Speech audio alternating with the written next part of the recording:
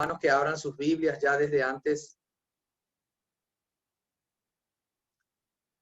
Amén. Gracias, Señor. Entonces agradecemos al Señor por, como decíamos, una vez más la posibilidad que Él nos concede de poder estar, hermanos amados, reunidos por este medio para buscar de Él con su ayuda. Esta noche, hermanos, es una noche especial porque esta noche vamos a dar culminación a nuestro estudio del libro de Apocalipsis, de la revelación de Jesucristo. Llegamos al capítulo 22, a los últimos versículos, así que los hermanos que están siguiéndonos pueden abrir sus Biblias en Apocalipsis al capítulo 22. Pero antes, hermanos, de dar término a este estudio esta noche, como siempre, como todas las noches, todos los lunes, vamos a pedirle al Señor que Él nos ayude. Vamos a pedir que Él prepare nuestros corazones y que realmente el Señor pueda ser el que nos esté hablando en esta noche.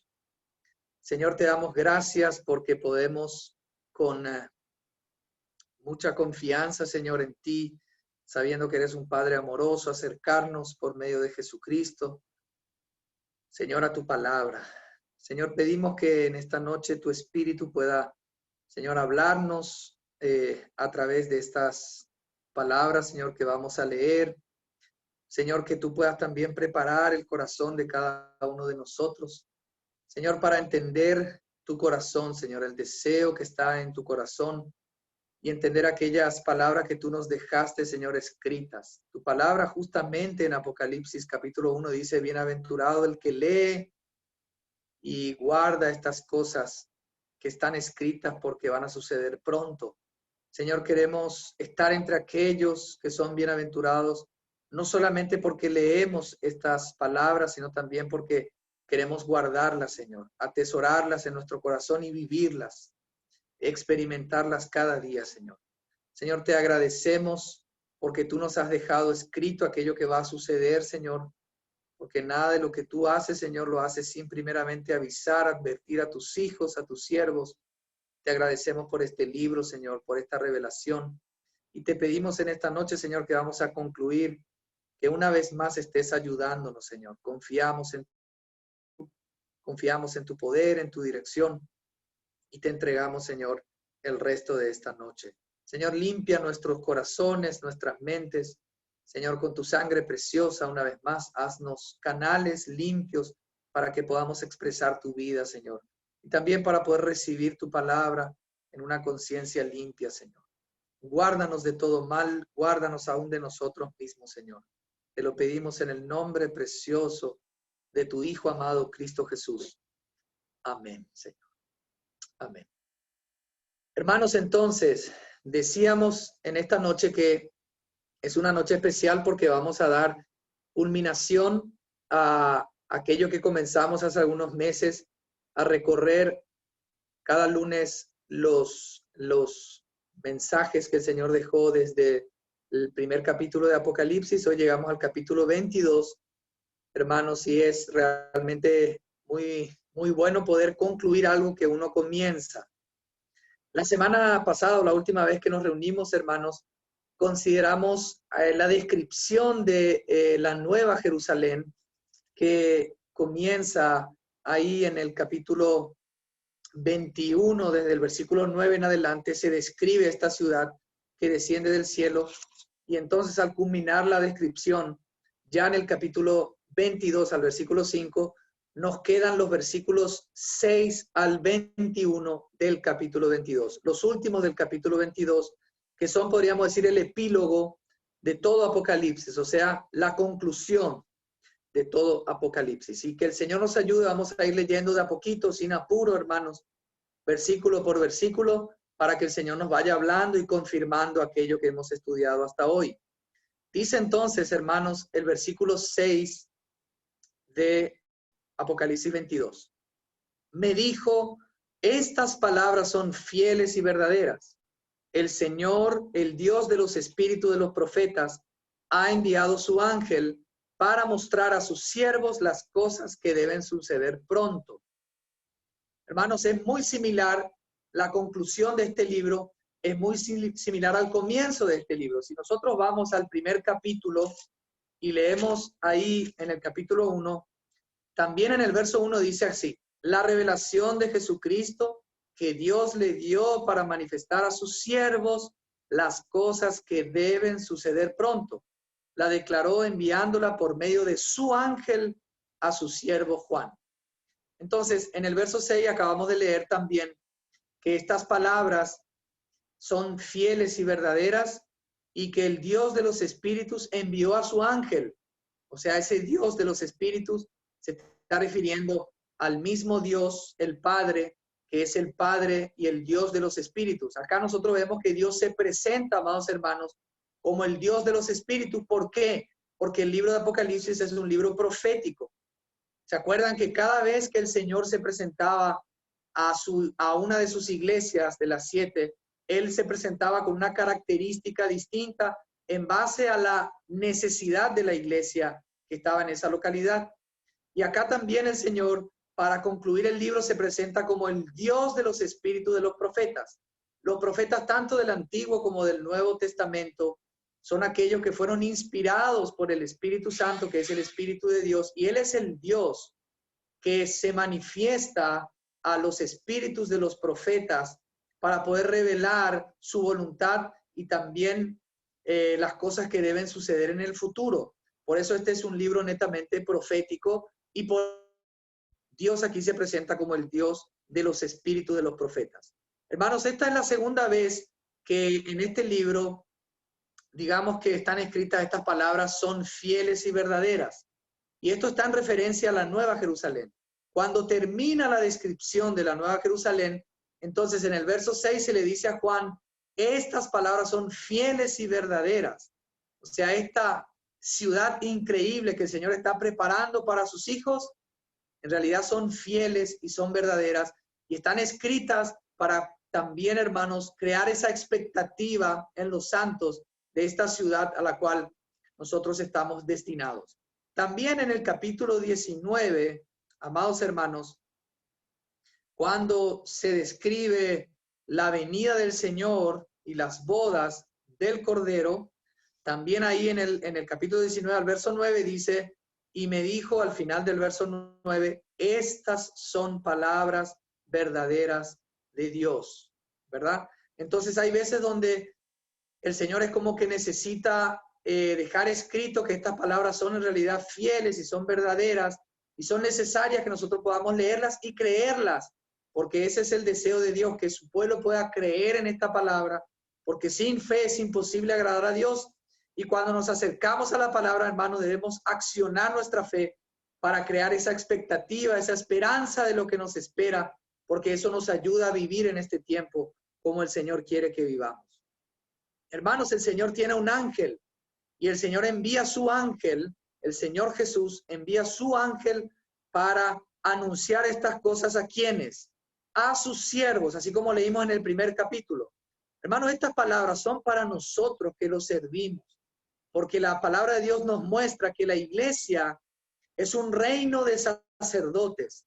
Y por ende, el mundo cuando lee estas palabras, para el mundo les parecen raras, les parecen locas, absurdas e inclusive no creen.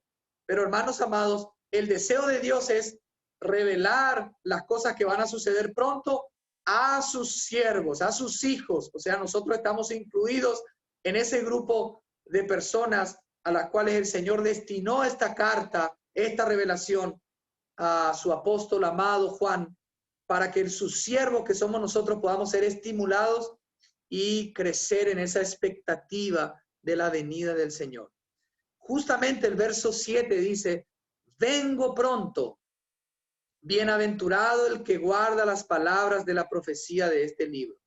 Hermanos, en estos versículos que vamos a leer, se repiten 3 veces la frase vengo pronto. Ustedes ven en el verso 7, también el Señor vuelve a repetir esto en el versículo 12, se vuelve a repetir vengo pronto, y también en el versículo 20 se vuelve a repetir ciertamente vengo pronto o vengo en breve.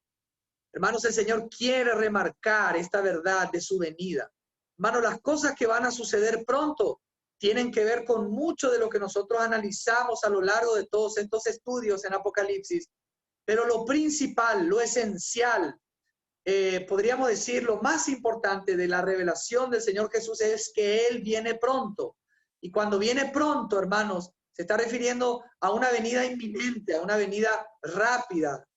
Y también podríamos decir, amados hermanos, que en la mente de Dios, podríamos decir que está este tiempo, que para el Señor 1000 años son como un día y un día como 1000 años.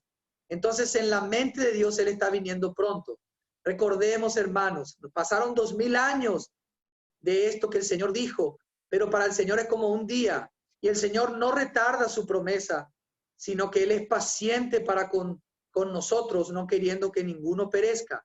Pero el Señor quiere que la iglesia tenga la expectativa de que el Señor está viniendo y que el Señor está cerca y que el Señor viene pronto. Dice, bienaventurado el que guarda las palabras de la profecía de este libro. Hermanos, esta es la sexta bienaventuranza. En todo Apocalipsis hay 7 bienaventuranzas. En el capítulo 1, la primera se refiere a bienaventurados los que leen, ¿verdad? Y guardan las palabras de esta profecía. Creo que después hace un salto al capítulo 14 y habla de aquello que dice bienaventurados los que mueren de aquí en adelante, ya en el contexto de la gran tribulación. En el capítulo 16 habla también de las bienaventuranzas de aquellos que guardan sus vestiduras, ¿verdad? Porque el Señor viene pronto. En el capítulo 19 habla también de bienaventurados los que son invitados a las bodas del Cordero. En el capítulo 20 habla de los bienaventurados de los que participan, bienaventurados y santos los que participan en la primera resurrección. Y en el capítulo 22 están esta bienaventuranza del capítulo 7, bienaventurado el que guarda las palabras de las profecías. Y en el verso 14, bienaventurados los que lavan sus ropas para tener derecho al árbol de la vida. Ahí están las 7 bienaventuranzas en todo el libro del Apocalipsis. Espero no haberme olvidado de ninguna de ellas. Hermanos, realmente son bienaventurados aquellos que realmente leen estas palabras, guardan sus vestiduras, se preparan, lavan sus ropas para participar de las bodas del Cordero, y aquellos que están esperando al Señor. Bienaventurados los que mueren en el Señor en el contexto de la gran tribulación, porque van a reposar y a tener una mejor vida. Y hermanos, bienaventurados los que guardan las palabras de las profecías de este libro. Hermanos, los que guardan las palabras no significa atesorar en un lugar la Biblia. Guardar significa no solamente oír y leer, sino también practicar estas palabras, o sea, obedecer estas palabras. La manera que nosotros tenemos que honrar la palabra de Dios es viviéndola. Si ustedes ven, hermanos, justamente la primera bienaventuranza, allá en el versículo 3 del capítulo 1, dice así, bienaventurado el que lee y los que oyen las palabras de esta profecía y guardan las cosas en ellas escritas, porque el tiempo está cerca. La diferencia entre esta primera bienaventuranza y la sexta que acabamos de leer es que ya no se dice en la sexta el que lee y los que oyen las palabras de la profecía. ¿Por qué?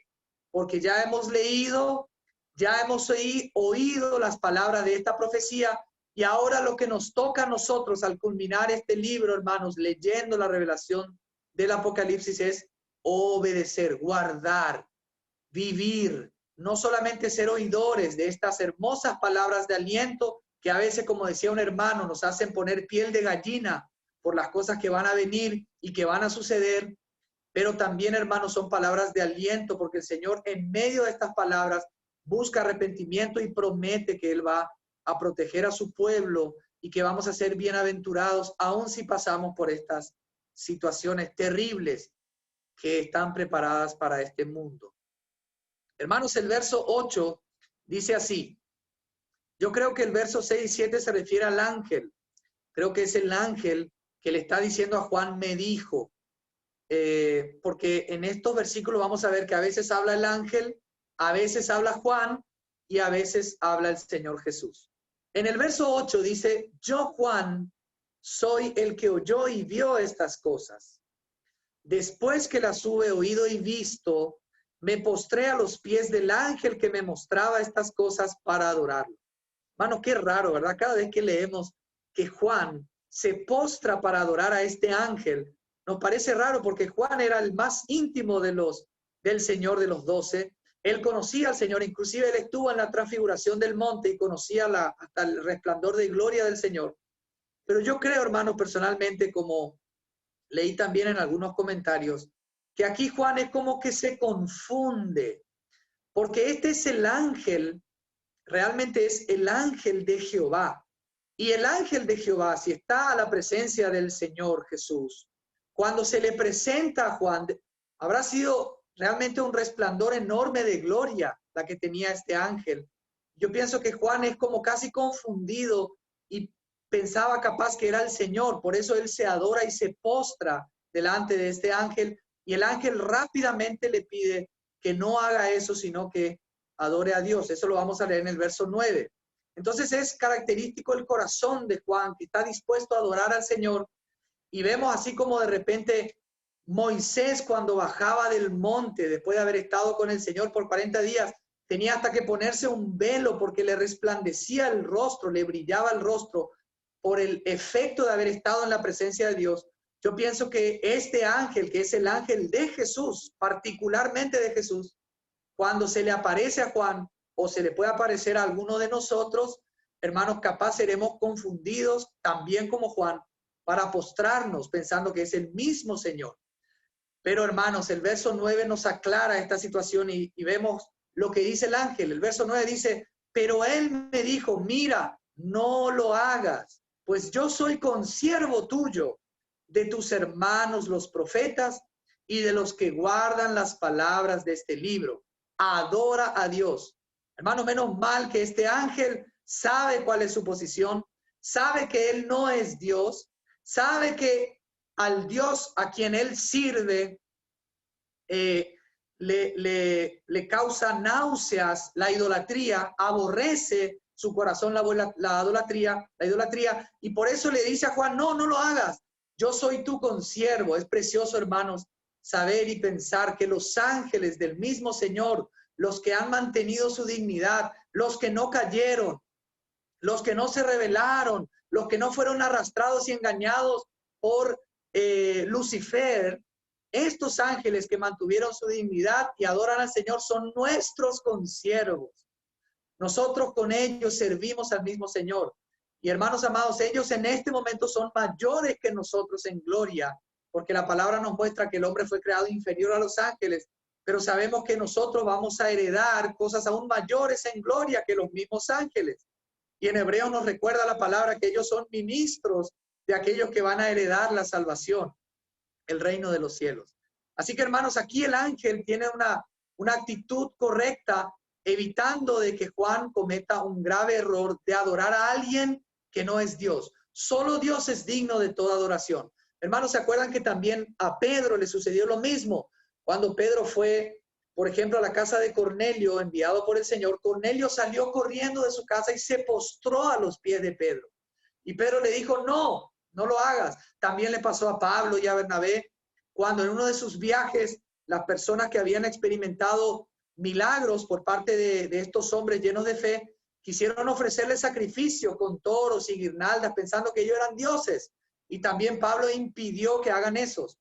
Hermanos, nosotros no debemos absolutamente, que Dios nos guarde de poder incentivar la idolatría y que ninguno de nosotros pueda adorar a ningún hombre. Hermanos, es increíble. Ayer estaba mirando las imágenes de, ustedes saben, ese líder de una de las religiones más conocidas de este mundo, estaba en el país de Irak, ustedes saben a quién me refiero, y cómo la gente se postraba delante de él, se arrodillaba literalmente, le besaba el anillo, en algunos casos le besan los zapatos. Y eso es algo terrible, que un hombre que supuestamente representa a Dios pueda permitir semejante abominación delante de Dios. Hermanos, nosotros debemos estar lejos de todo tipo de idolatría, no incentivar todo tipo de idolatría, y que solamente el Señor pueda ser objeto de culto, como también el mismo Señor Jesús le dijo a Satanás. Satanás, que de tan atrevido le dijo al Hijo de Dios que si él se postraba y lo adoraba, él le iba a conceder todos esos reinos. Así que, hermanos amados, entendamos que todos aquellos que pretenden ser adorados o permiten ser adorados, realmente detrás tienen un espíritu del anticristo, que es lo que busca. Satanás busca ser adorado, pero el único que merece toda la adoración, todo nuestro culto es el Señor, Dios Padre, Dios el Hijo y Dios el Espíritu Santo. Hermanos, al verso 10 dice así, y me dijo, pienso que aquí sigue hablando el ángel, no selles las palabras de la profecía de este libro, porque el tiempo está cerca. Ya decíamos, este tema del tiempo está cerca, hablando de cómo el Señor maneja esos tiempos en su dimensión. No selles las palabras. Hermanos amados, cuando las palabras están selladas, significa que los profetas reciben esas palabras, pero no son, podríamos decir, todavía para entenderlas, no se comprenden, son para un tiempo futuro. Las mismas parábolas, hermanos, el Señor Jesús a veces las utilizaba para sellar y guardar en secreto la revelación de Dios para aquellos que tenían un corazón duro. Pero aparte, los que tenían un corazón dispuesto, el Señor les explicaba el significado de esas parábolas, amados hermanos, porque ellos sí tenían un corazón para el Señor. En este caso, a Juan se le dice, no selles estas palabras. Yo no sé si ustedes recuerdan que en el capítulo 11 a Juan se le dice que esas voces de esos 7 truenos, él debía sellar y no escribir esas palabras. Él estaba por escribir. Y esas fueron palabras que solamente Juan escuchó y eran para él. Pero también hay un siervo del Señor que está en Daniel, que tiene mucho que ver con Apocalipsis. Vamos a Daniel, hermanos. Miren lo que se le dice a Daniel, a diferencia de Juan. Daniel capítulo 8, versículo 26. Voy a leer el versículo 26 primero del capítulo 8, dice así. La visión de las tardes y mañanas que se ha referido es verdadera. Y tú guarda la visión porque es para muchos días. A Daniel se le estaba diciendo, amados hermanos, que lo que él había recibido en visión, en el capítulo 8 y 26 se le dice, él debía guardarlo porque era para muchos días, o sea, era para el tiempo del fin. Eso se conoce en el capítulo 12. Si ustedes van al capítulo 12 de Daniel, vamos al verso 8, ya al final de la revelación de Daniel, dice así, yo oí, pero no entendí. Dije entonces, Señor mío, ¿cuál será el fin de estas cosas? Verso 9, él respondió, Daniel, pues estas palabras están cerradas y selladas hasta el tiempo del fin. Porque también Daniel había recibido palabras, pero que no tenía entendimiento y que el ángel le dijo, sella estas palabras, Daniel, porque son para el tiempo del fin. Y el tiempo del fin ya llegó, porque ahora a Juan se le dice, no selles estas palabras, a diferencia de Daniel. Daniel escribió mucho tiempo antes de que venga el Señor, pero ya Juan está escribiendo más o menos en 80, 90 después de Cristo. Entonces el verso 10 dice, muchos serán limpios, emblanquecidos y purificados. También eso vamos a leer que el Señor le dice a Juan en Apocalipsis. Los impíos procederán impíamente y ninguno de los impíos entenderá, pero los entendidos comprenderán. Hermanos, para los impíos, amados hermanos, el entendimiento está entenebrecido. Ellos no tienen el conocimiento y no tienen la revelación de estas palabras y por ende para ellos es locura lo que nosotros estamos leyendo y creemos. Hermanos, cuando nosotros vemos, por ejemplo, en el templo de Salomón, se notan que hay ventanas, el templo de Salomón que representa la iglesia del Señor, esas ventanas eran estrechas por dentro, pero se abrían hacia afuera. O sea, las personas desde afuera no podían tener la visión de lo que sucedía adentro, pero los que estaban adentro sí podían tener una larga visión y entendían lo que estaba sucediendo afuera.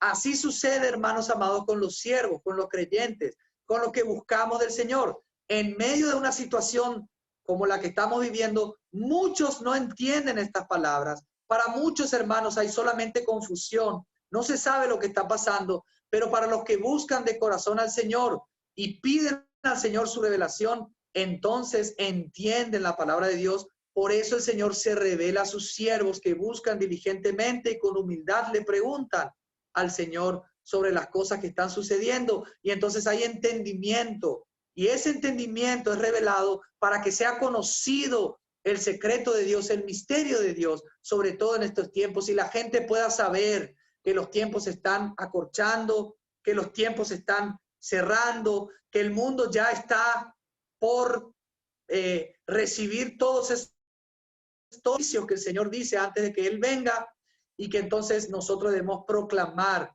amados hermanos, el evangelio del Señor para que muchas almas puedan salvarse. Entonces, volvemos ahí al capítulo 22. Aquí le dicen, no selles las palabras de la profecía de este libro porque el tiempo está cerca. El verso 11 dice, el que es injusto, como le decía Daniel, sea injusto todavía. El que es impuro, sea impuro todavía. El que es justo, practique la justicia todavía. Y el que es santo, santifíquese más todavía. Hermanos amados, aquí es como que el Señor da a entender por medio de este ángel a Juan, que el que está, digamos, en la injusticia y en la impureza y en la rebeldía y en la ceguera, bueno, que sigan lo suyo, que sigan lo suyo. Hermanos amados, si la gente no se quiere arrepentir ni creer, aún en estos últimos tiempos, es como que el Señor los abandona a su mismo destino y los deja que sigan en su injusticia, en su impureza. Entonces siguen el curso, pero, hermanos amados, sabemos que tarde o temprano van a tener que rendir cuentas. Pero, hermanos, acá también el Señor habla de los justos y los santos. Y acá dice, el que es justo, practique la justicia. Para aquellos que ya hemos pasado de la muerte a la vida, hemos sido justificados por la sangre de nuestro amado Señor Jesucristo, por la justicia de nuestro Señor, que fue atribuida a nosotros por la fe. Entonces, la fe inicial de nuestra salvación, hermanos, hace que podamos ser justificados. Ya no hay condenación para nosotros, sino que estamos justificados y somos justos por la justicia del Señor Jesús. Pero ahora, ¿qué es lo que quiere el Señor? Que practiquemos la justicia. Hermanos, una cosa es ser justo, otra cosa es practicar la justicia. El practicar la justicia se refiere a las acciones justas de los santos. Hermanos amados, hermana y hermano, no creas que el Señor no quiere que actúes y que cumplas aquellas obras que Él preparó de antemano para vos. Cada uno de nosotros tiene un trabajo establecido de antemano por el Señor. Y el Señor quiere que nosotros practiquemos esa justicia, que vivamos esa justicia y que experimentemos, amados hermanos, el vivir para el Señor, viviendo en justicia y en santidad, pero cumpliendo aquellas obras que el Señor preparó de justicia, como dice en el capítulo 19, hablando de aquella esposa que se preparó. Dice que ella fue vestida, se le ha concedido vestirse de lino fino, limpio y resplandeciente. Y el lino fino representa las acciones justas de los santos. Esas acciones está llamada la iglesia a cumplirlas en este tiempo. No solamente a conformarnos con haber pasado de la muerte a la vida y ser justos para no tener nunca más condenación, sino ahora que ya hemos sido justificados, lavados, practicar esas justicias y vivir la vida del Señor hasta que Él venga. Y también dice, al que es santo, santifíquese más todavía. Este más está en una traducción sucesiva, pero en el original no dice más, pero sí dice santifíquese todavía. O sea, la santificación, hermanos, es un proceso que el Señor quiere llevar a cabo y en el cual nosotros debemos colaborar con Él. El Señor nos santifica, pero acá dice que el santo se tiene que santificar también. O sea que está nuestra colaboración en apartarnos cada vez más del Señor, negarnos a nosotros mismos, crear espacio para el Señor, crear ese vacío para que el Señor pueda continuar a llenarnos de Él y poder dedicarle más tiempo en oración, en la palabra, en el estudio, en el trabajo con la iglesia, para que podamos avanzar en ese camino de santificación y cada vez más, hermanos, podamos tener más de la experiencia de Cristo. Esa alabanza, hermanos, muy preciosa que solemos cantar, donde dice, yo quiero más y más de Cristo, es la primera parte, pero la segunda estrofa da la manera de poder tener más de la experiencia de Cristo. Cuando decimos yo quiero más de Cristo, no estamos diciendo que no tenemos ya todo lo de Cristo. Claro que ya lo tenemos todo, pero no tenemos toda la experiencia de Cristo. Una cosa es tener a Cristo en el espíritu, otra cosa es que Cristo ya haya conquistado el alma y aún sea la experiencia en nuestro cuerpo, vivificándonos por su espíritu, llenándonos de él. Entonces, la segunda estrofa de esa alabanza dice, si quieres más y más de Cristo, acepta más de su poder. Acude más a su presencia y más tendrás de él. Hermano, debemos acudir, acercarnos al Señor. Cuando decimos acercarnos al Señor, no estamos diciendo, como en el Antiguo Testamento, que tenían que acercarse a un lugar físico. Cuando decimos acercarnos al Señor, no estamos diciendo que tenemos que ir a un lugar físico para entrar en su presencia. Lo que estamos diciendo es que tenemos que volver nuestra atención al Señor que mora en nuestro espíritu. Eso es acercarnos al Señor, volvernos en oración, volvernos a Él donde está ya en lo profundo de nuestro ser y que Él pueda tocar nuestro ser, hablarnos y que Él pueda ser el que dirige todo nuestro andar. Cuando cantamos, llévanos al lugar santísimo, estamos diciendo, llévanos para la experiencia de volver la atención al Cristo que mora en nosotros. Es eso lo que deseamos, amados hermanos. Y ese es un camino que si nos volvemos a Él, y no tanto la atención a lo que está afuera, sino a lo que está adentro, entonces, hermanos, la santificación, el ser santos, el tener más de la experiencia de Cristo, se hace real en cada uno de nosotros.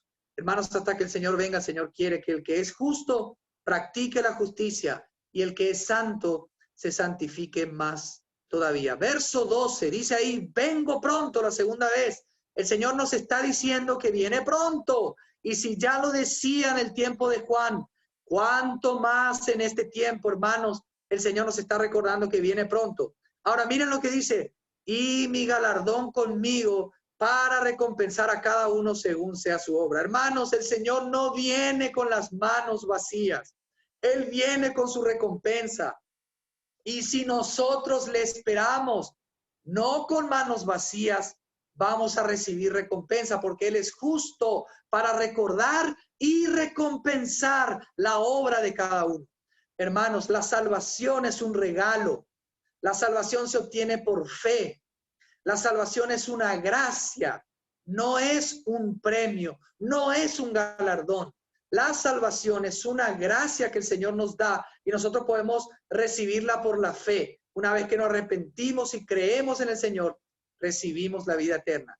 Pero el galardón, el premio, la recompensa, tiene que ver con las obras. Por eso la iglesia está llamada a practicar la justicia, a obrar aquellas obras que el Señor preparó de antemano, porque si no accionamos aquellas obras por medio de la fe que el Señor preparó, cuando el Señor venga, no vamos a perder la salvación, pero sí vamos a perder la recompensa y el galardón. Y en vez de poder recibir recompensa buena, lo que vamos a obtener capaz, o muy probablemente, es disciplina, es castigo, porque dice la palabra en 2 Corintios 5:10 que todos debemos comparecer delante del tribunal de Cristo para que cada uno reciba según lo que haya hecho mientras estaba en el cuerpo, sea bueno, sea malo. O sea que la retribución no es solamente según lo bueno que hayamos hecho, sino también según lo malo, porque a veces somos malos siervos, negligentes. Hermanos amados, no solamente pecamos cuando transgredimos una orden del Señor, sino que también pecamos cuando no hacemos el bien que sabemos hacer. Si alguno sabe hacer algún bien y no lo está haciendo, está cometiendo pecado. Y eso es una deuda que se está creando para con el Señor. Por ende, hermano, debemos pedirle al Señor que Él nos perdone, que nos motive por su espíritu y que nos haga entender cuáles son nuestros dones y cuál es el trabajo que Él me ha encomendado para mí.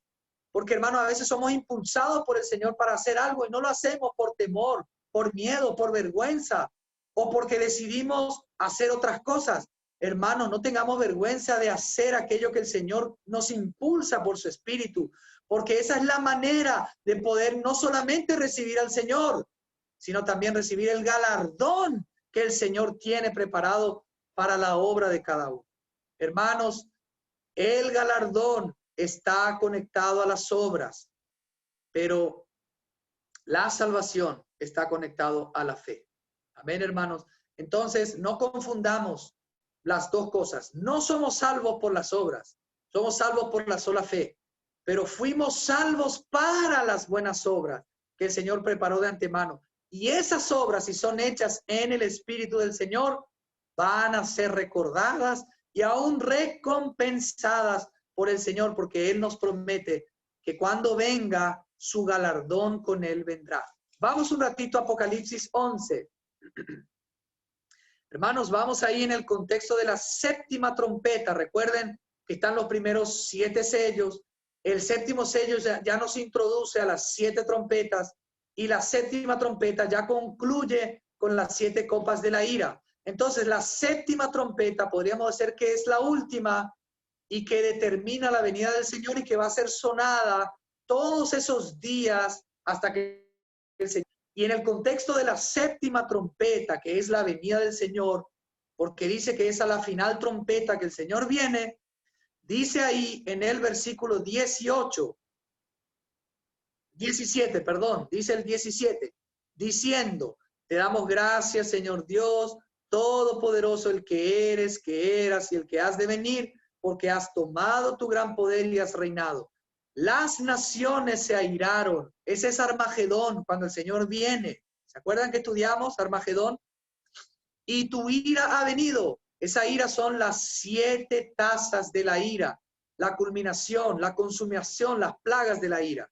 Y ahora dice, el tiempo de juzgar a los muertos, de dar el galardón a tus siervos los profetas, a los santos y a los que temen tu nombre, a los pequeños y a los grandes, y de destruir a los que destruyen la tierra. Hermanos, aquí vemos que en la misma venida del Señor, Él va a traer galardón, regocijo, fiesta para los suyos, pero va a traer destrucción, ira y condenación para los que están ahí reunidos para batallar contra Él. Entonces, en esa misma venida que es en la última de las 7 trompetas, es que el Señor va a recompensar, va a traer su galardón. No antes, sino en la segunda venida. Por eso en 2 Tesalonicenses, al capítulo 1, del verso 5 al 10, el Señor habla que cuando Él venga, por un lado va a retribuir y va a dar reposo y alivio a los santos, pero por otro lado, en el mismo día, Él va a dar retribución de eterna perdición a los impíos. Amén, hermanos. Entonces volvemos allá en Apocalipsis capítulo 22, versículo 13. Dice así el Señor: yo soy el alfa y la omega, el principio y el fin, el primero y el último. Hermanos, el Señor aquí nos recuerda que Él es el que comienza, pero Él es también el que termina. Él es el comienzo y el final. Él es el que tiene la primera y la última palabra. Él es, hermanos, el que comienza una obra en nosotros y el que la va a culminar, la va a perfeccionar hasta su día. Él es soberano y Él nos lo quiere recordar. Aunque veamos situaciones difíciles, aunque estemos viviendo momentos complicados y capaz los momentos vayan de mal en peor, amados hermanos, no debemos olvidarnos que el Señor es soberano y Él es el que tiene la última palabra y está llevando a cabo su plan.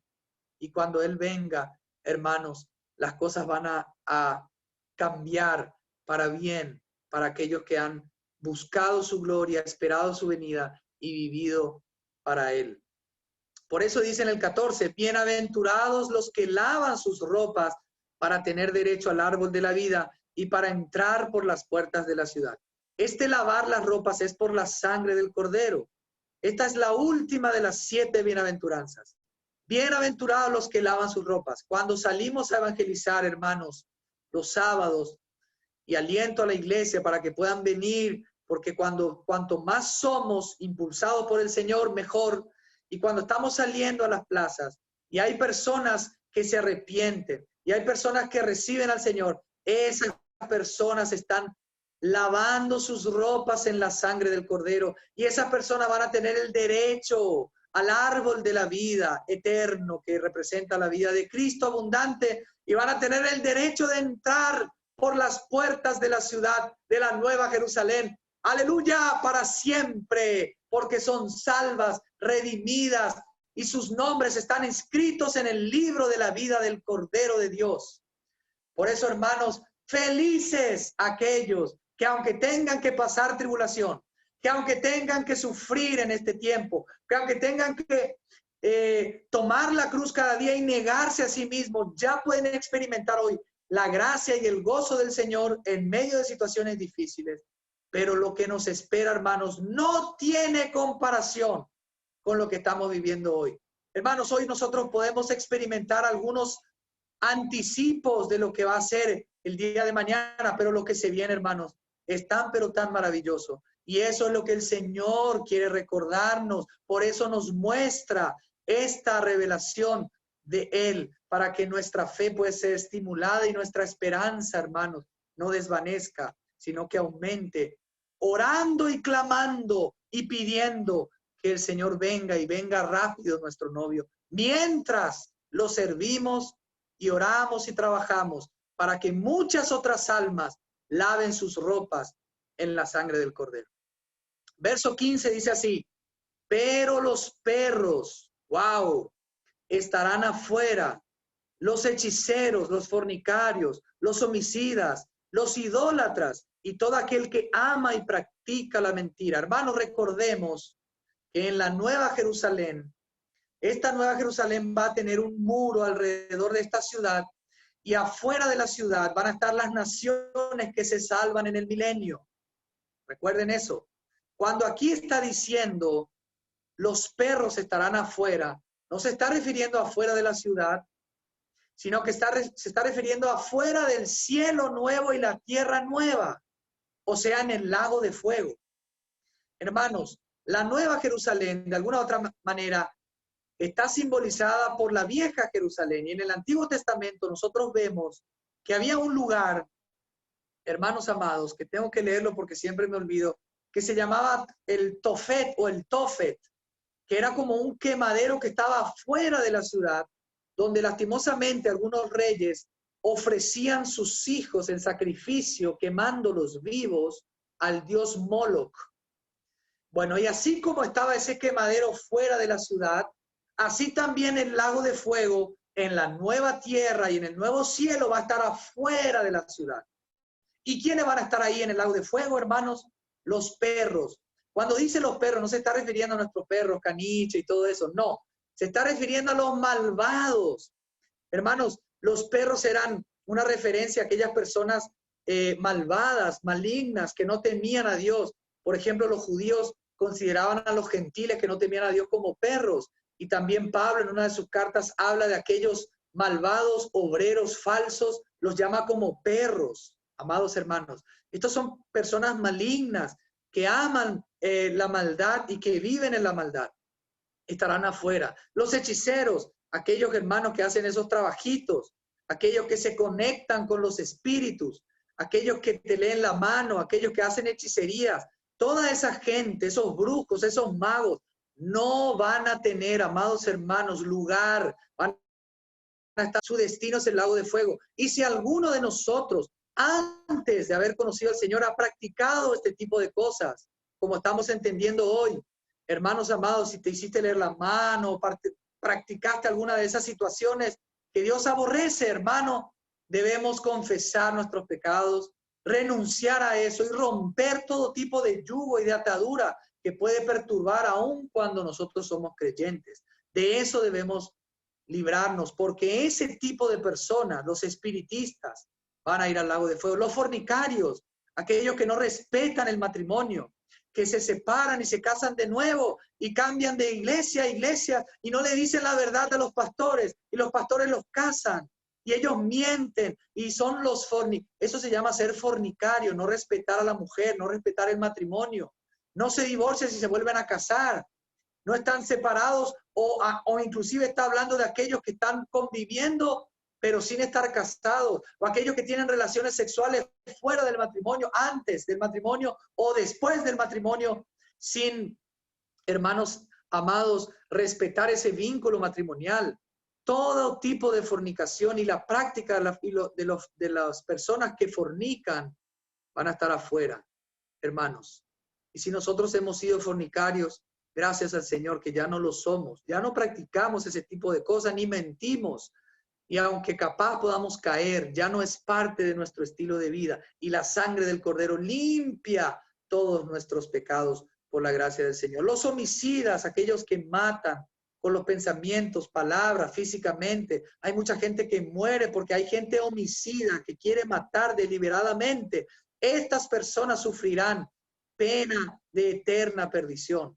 Los idólatras, no debemos tener nada que ver con la idolatría, hermano. La idolatría es algo que realmente causa náuseas al Señor y no debemos ser tolerantes y debemos denunciar este tipo de cosas y hablar claro. Y si todavía, o si practicábamos la idolatría, nos debemos arrepentir. Si hemos hecho ciertos pactos con iglesias que promueven la idolatría, bautizándonos en esas iglesias, debemos renunciar a esos pactos porque eso crea vínculos que nos perturban y hacen que no podamos crecer en la vida de iglesia y que podamos ser libres. Y para eso el Señor vino a librarnos de todo tipo de idolatría. Acá dice también, todo el que ama y practica la mentira. Hermano, no es cierto que aquellos que practican la mentira, que practican el pecado, son hijos de Dios. La Biblia hace una neta distinción entre aquellos que son salvos porque ya no practican el pecado. Lastimosamente pueden caer, pueden pecar, pero ya no lo practican, ya no es un estilo de vida, ya no conviven con el pecado y no lo aman, lo aborrecen. Hermanos amados, yo recuerdo que en mi juventud caí en un pecado de lujuria y mientras lastimosamente ofendía al Señor en ese pecado, aborrecía lo que estaba haciendo. Lo aborrecía con todo mi corazón, aunque mi carne era débil.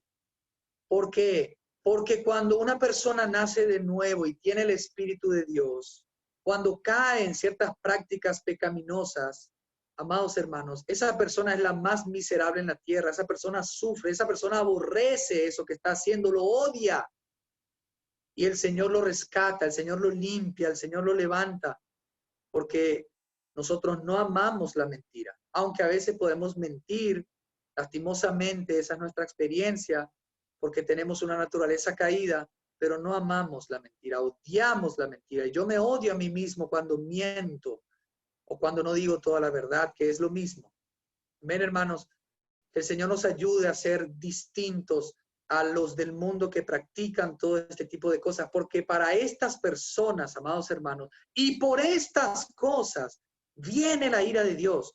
Todo lo que estamos leyendo, hermanos, viene por estas cosas, porque hay gente que fornica, adultera y ni se arrepiente, ni se quiere arrepentir de su fornicación, o lo toma como algo ligero y están atados por espíritus malignos que los atan para el resto de sus vidas. Hay gente que ha mentido, que ha robado y cuando viene al Señor hace una pequeña profesión de fe mental y no hace restitución, no se arrepiente, no quiere restituir, no confiesa su pecado. Hermanos, que el Dios nos guarde de jugar con el pecado, que podamos conducir una vida santa, llena de Él, apartados de todo tipo de mentira, maldad, fornicación, y que podamos dedicarnos a tener una vida piadosa para Él, esperándolo, para que veamos también su rostro sonriéndonos cuando aparezca. En el verso 16 dice la palabra, hermanos, ahora habla Jesús. Yo, Jesús, he enviado mi ángel para daros testimonio de estas cosas en las iglesias. Yo soy la raíz y el linaje de David, la estrella resplandeciente de la mañana. Hermanos, aquí el Señor aclara que Él ha enviado a su ángel y Él da testimonio ¿a dónde? A las iglesias. Hermanos, el Señor no solamente considera a los suyos como la iglesia, el Señor considera a los suyos como las iglesias. Y esas iglesias son los seres humanos que han nacido de lo alto y que viven en una ciudad. Para el Señor, la única división, no hay otra división, aunque algunos hermanos quieran justificar sus organizaciones, sus denominaciones, y quieran decir que esa es la expresión de un mismo Dios. Eso es mentira, hermano. Eso es dividir el cuerpo de Cristo y vivir la vida de iglesia no según la base de la palabra de Dios. La única posibilidad de poder llamar a la iglesia del Señor como iglesias es dividiéndolas en las localidades, porque la palabra de Dios nos muestra que el Señor quiere una sola iglesia en cada ciudad. Y para eso debemos verlo, amar lo que el Señor mostró y trabajar en favor de la unidad de los hijos en cada ciudad. Yo debo trabajar para tener un corazón abierto, para que todos los santos que viven en la ciudad donde yo estoy podamos estar juntos y podamos trabajar juntos de verdad. Y no cada uno en su propia denominación, porque eso es lo que el Señor aborrece, porque divide el cuerpo de Cristo, empobrece el trabajo de la obra del Señor y favorece el trabajo del diablo que quiere dividirnos. Las iglesias son iglesias locales en la localidad. Cuando uno sale de una estructura, de una organización o de una denominación, no sale, no divide el cuerpo, está saliendo de una división del cuerpo para volver al terreno que Dios quiere, porque cuando Dios habla de las iglesias, Él no tiene en mente lo que nosotros tenemos en mente hoy. Capaz algunos hermanos leen aquí y dice, esto he enviado a Miguel Ángel para daros testimonio de estas cosas en las iglesias. Y un hermano dice, bueno, las iglesias, la iglesia presbiteriana, metodista, adventista, asamblea de Dios, pentecostal, hermanos libres, de esto, del primo. Hermanos amados, la iglesia del Señor es una en toda la tierra y es una en cada ciudad. Y aquellos hermanos que no tienen esa luz y quieren justificar, debemos orar para que todos podamos salir y renunciar a esos nombres y a esas estructuras que no tienen nada que ver con el consejo de Dios, para volver al consejo de Dios y ser una sola iglesia, un solo candelero que alumbre a la ciudad para que el mundo crea, para que el mundo sea evangelizado y crea. Amén, hermanos. No estoy diciendo que nuestros hermanos que están en las denominaciones no son hermanos. Claro que son hermanos, pero todavía están en un terreno en cuanto a la unidad del cuerpo de Cristo que no pueden justificar por la palabra. Aunque le busquen la vuelta, hermano, no hay vuelta que darle. La palabra es clara. La iglesia en la ciudad de Roma, la iglesia en la ciudad de Filipos, la iglesia en la ciudad de tal. Y así también nosotros debemos conducirnos, porque eso es lo que el Señor reveló a sus iglesias, a los hijos de Dios que viven en cada ciudad. Y aunque nuestros hermanos no tengan esta luz, nosotros debemos considerarlos a ellos la iglesia en la ciudad. Ellos son la iglesia, somos hermanos de un mismo cuerpo y debemos trabajar para que podamos avanzar en esa unidad y orar para que el Señor pueda tener una sola iglesia en cada ciudad. Hermanos, Él es la raíz y el linaje de David. Esto no es una contradicción. El mismo Señor es el que creó a David y David viene del Señor Jesús, porque ahí está la divinidad del Señor. La raíz significa que de ahí procede David como nosotros. Entonces ahí está la divinidad del Señor. Pero también el Señor Jesús es el linaje de David. O sea que también el Señor procede de David en su humanidad. Entonces ahí tenemos la humanidad y la divinidad del Señor Jesús, la raíz y el linaje de David. Y Él es la estrella resplandeciente de la mañana. Él hoy es la estrella resplandeciente de la mañana en nuestros corazones, porque estamos en un mundo de tinieblas y Él debe, hermanos amados, resplandecer y hacernos a nosotros lumbreras, resplandeciendo esa luz en medio de las tinieblas, sobre todo en estas, que hay cada vez más tinieblas. Y un día, amados hermanos, Él va a ser el sol de justicia en su segunda venida para iluminar y traer el nuevo día y establecer su reino aquí en la tierra para siempre. Pero mientras lo esperamos, el Señor es para nosotros esa estrella de la mañana, como también dice Pedro en su carta, amados hermanos. Aleluya. El verso 17 dice así: el espíritu y la esposa dicen ven, y el que oye diga ven, y el que tiene sed venga, y el que quiera tome gratuitamente del agua de la vida. Hermanos, ojalá que el espíritu y la esposa puedan decir ven. El espíritu es el mismo Señor que por medio de ese espíritu nos impulsa, nos guía, y la esposa es el pueblo. Pero a veces, hermanos, lastimosamente experimentamos que lo que el Espíritu quiere, la iglesia todavía no lo quiere. Que lo que el Espíritu impulsa, la iglesia todavía lo impide y no hay una armonía, no estamos completamente unidos al Señor. Porque el Espíritu nos está instando a nosotros como iglesia a salir de nuestra comodidad, para salir a las calles y proclamar el Evangelio de Dios. Pero la esposa está dormida, ella está cómoda en su sofá, no quiere salir de su comodidad. Pero cuando llega aquel día, hermanos amados, tanto el espíritu como la esposa van a proclamar ven. Ojalá, hermanos, que en este tiempo podamos ser impulsados por el Espíritu de Dios para orar que el Señor venga, no amando más al mundo, ni a las cosas de este mundo, ni realizarnos en este mundo, ni buscar los placeres de este mundo, sino teniendo nuestro corazón en el cielo de donde el Señor va a aparecer. Eso es lo que debemos desear y eso es lo que el Espíritu dice. Y ojalá que la iglesia pueda ser unida perfectamente con el Espíritu para orar. Ven, Señor Jesús, te esperamos, nuestro amado Dios. No vemos la hora de que vengas, porque te amamos y amamos tu venida. Eso es lo que el Señor revela aquí. El Espíritu y la esposa unidos perfectamente. Dicen a una sola voz, ven, aleluya. Y el que oye diga, ven. Y hermanos, nosotros debemos desear la venida del Señor. Y cuando el Señor realmente nos llena de su Espíritu y nos cautiva y nos hace enamorar y nos hace volver a Él, no deseamos otra cosa más que la venida del Señor a esta tierra.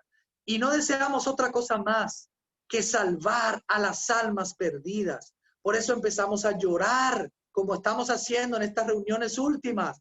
Se llora, se dobla rodillas, nos quebrantamos por los perdidos, porque eso no es obra humana del hermano Tomás, de los hermanos que están predicando, no.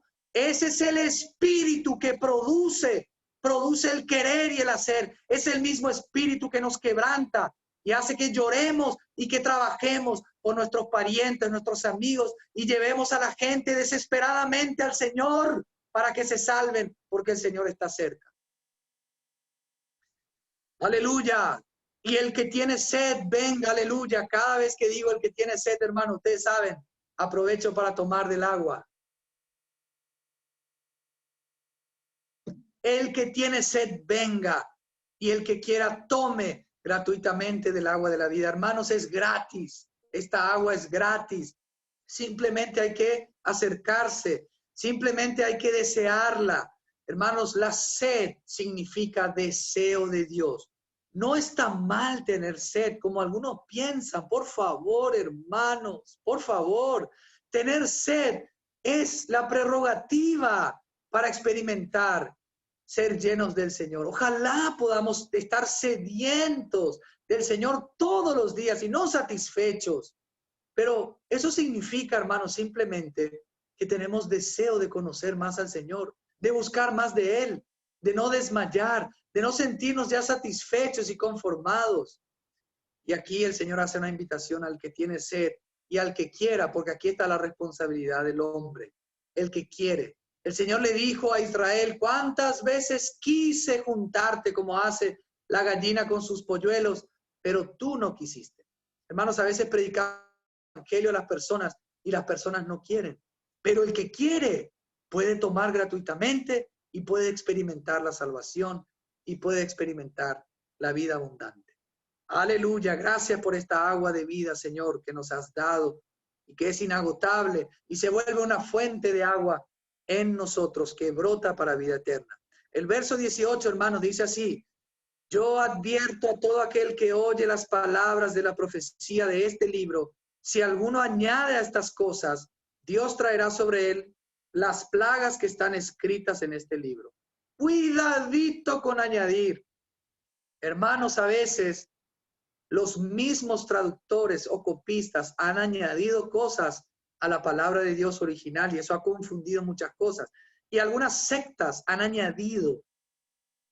Y a veces, hermanos, aún en nuestras predicaciones, añadimos cosas a la Dios nos guarde, Dios nos guarde, que seamos fieles y que podamos predicar una palabra expositiva, exponiendo lo que el Señor reveló en su palabra y no agregando otras cosas. Hay veces que hay hermanos que le agregan cosas. Que Dios nos guarde. Y si yo le he agregado cosas en esta serie, que Dios me perdone y me arrepiento para nunca más volver a hacerlo, porque la promesa, ¿cuál es? Que Dios traerá sobre él las plagas que están escritas en este libro. El 19 dice, si alguno quita de las palabras del libro de esta profecía, Dios quitará su parte del libro de la vida en los manuscritos más antiguos. No dice el libro de la vida, dice del árbol de la vida. Todos los manuscritos más antiguos hablan del árbol de la vida y de la santa ciudad y de las cosas que están escritas en este libro. Evidentemente, aquellos que agregan y quitan, como dice el verso 14, no van a tener derecho al árbol de la vida y no van a poder entrar en las puertas de la ciudad. Amén. Es una severa amonestación y advertencia para que estas personas que quieren jugar con la palabra de Dios, modificando la palabra de Dios y no permaneciendo fieles a la palabra del Señor. El verso 20 dice, el que da testimonio de estas cosas dice, ciertamente vengo en breve, aleluya, gloria a Dios. Es la tercera vez que el Señor en estos versos nos repite, vengo pronto, vengo en breve, prepárate, esposa mía, amada de mi alma, estoy por venir, no te duermas, seguí buscando mi rostro, seguí en oración, seguí, no desmayes, aunque tu esposa, tu marido, tus hijos no te sigan, seguí, aunque tu gente te impida, seguí adelante, no renuncies porque yo estoy por volver y cuando venga voy a traer mi recompensa contigo para recompensar tu obra y tu destino va a ser un destino eterno de deleite conmigo. Así que hermanos, el Señor nos recuerda por estas palabras que Él viene en breve y no debemos desmayar, debemos estar ahí atentos a nuestro Señor hasta que Él venga. La palabra sigue diciendo, amén. Ven, Señor Jesús. Eso debe decir la iglesia. Eso decían los apóstoles. Estas son las últimas palabras de toda la escritura, hermanos. ¿Y cómo no vamos a decir también nosotros con nuestros amados hermanos que nos han precedido? Ven, Señor Jesús. Amén. Queremos ver tu rostro, que vengas. Gloria al Señor. El verso 21, hermanos, concluye la revelación diciendo lo siguiente. La gracia de nuestro Señor Jesucristo sea con todos vosotros. Amén. Hermanos, por ser fiel a los manuscritos más antiguos, el amén se agregó y también el nuestro se agregó y también vosotros. La traducción correcta sería la gracia del Señor Jesucristo sea con todos. Eso sería lo más fiel al original. Hermanos, sin la gracia del Señor Jesucristo, no vamos a poder experimentar el estar permaneciendo fieles, el poder deleitarnos en el Señor mientras lo esperamos. Y sin la gracia del Señor no vamos a poder tener un entendimiento claro de las cosas que están sucediendo en estos tiempos, esperando su venida. Que el Señor nos conceda, amados hermanos, después de haber terminado el estudio de estos capítulos de Apocalipsis, el ser bienaventurados no solamente en haber oído y en haber leído, sino también en poner en práctica todo lo que hemos escuchado y aprendido. Señor, te damos gracias porque nos has ayudado hasta ahora, Señor. Gracias, Señor, porque hoy podemos terminar esta serie de 25 mensajes donde hemos concluido, Señor, el estudio de tu palabra. Te pido, Señor, que esta palabra, Señor, que han recibido los hermanos y la hemos recibido, pueda, Señor, realmente no volver vacía a ti, Señor, sino que pueda producir en los hermanos, en tu iglesia, Señor, eso para la cual tú la mandaste, Señor. Señor, nosotros queremos estar activos en tu reino, vivir, Señor, para tu reino. Señor, hay mucha necesidad alrededor nuestro, mucha gente que necesita ser liberada de las cárceles, de las prisiones, de los quebrantamientos, de los sufrimientos, de las enfermedades, pero por sobre todas las cosas del infierno y de tu ira. Y para eso nos has llamado a llevar, Señor, adelante la proclamación de tu palabra. Señor, que por medio del Espíritu Santo y la llenura de tu Espíritu y la unción de tu Espíritu, que una vez más, Señor, pueda derramarse sobre cada uno de nosotros, podamos, Señor, llevar adelante esta obra y, Señor, salvar almas y edificar tu iglesia, Señor. Señor, tú estás cerca y te esperamos. Límpianos, Señor, ayúdanos con tu Espíritu a tener un corazón dispuesto a ser colaboradores para que tu obra, Señor, se pueda perfeccionar en cada uno de nosotros. Ayúdanos a ser como tú, Señor, mansos y humildes de corazón, esperando tu venida, Señor. Gracias por tu palabra, gracias por tu fidelidad, Señor. Guárdanos de nosotros mismos y del mal.